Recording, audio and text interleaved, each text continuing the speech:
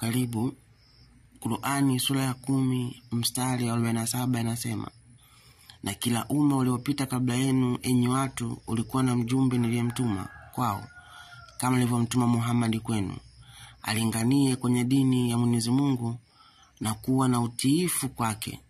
Basi huyo mjumbe wao atakapokuja hela, hapo kutaamliwa baina yao kwa uadilifu, nao hawatadhulumiwa katika malipo matendo yao chochote.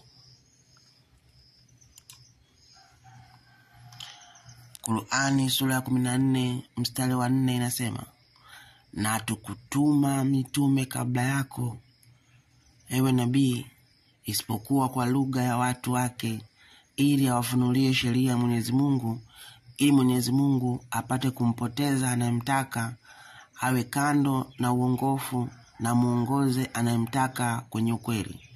Na yeye ndiye mshindi katika ufalme wake, ni mwenye hekima, anayaweka mambo mahali pake kulingana na hekima. Tukisoma Qur'ani 10:47, tukisoma Qur'ani 14 mstari wake wa 4, zinaonyesha kwamba Allah alituma nabii katika kila taifa au katika kila umma au dunia nzima alikuwa akituma manabii. Na Allah anasema kila alipomtuma mjumbe ambaye ni sana Muhammad, ambaye ni nabii kwake, alikuwa anamtuma kwa watu anaozungumza lugha pamoja nao, ili aweze kuwafundisha sheria ya Mungu. Swali, je, ndugu zetu Waislamu, mnaweza kutuambia nabii aliyetumwa Tanzania alikuwa anaitwa nani? Maana Allah anasema katika kila umma au katika kila taifa ametuma nabii, ametuma mjumbe ambaye ni sana Muhammad. Tunaomba kujua yule nabii aliyetumwa Tanzania alikuwa anaitwa nani na alikuwa anazungumza Kiswahili kwa mujibu wa Allah.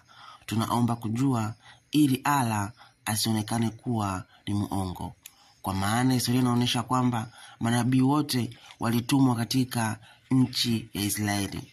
Ni Muhammad pekee tu ndiye aliyetoka nje ya Israeli, lakini Allah anasema ametuma manabii katika kila umma.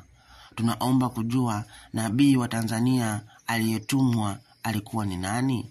Mungu awabariki. Asante.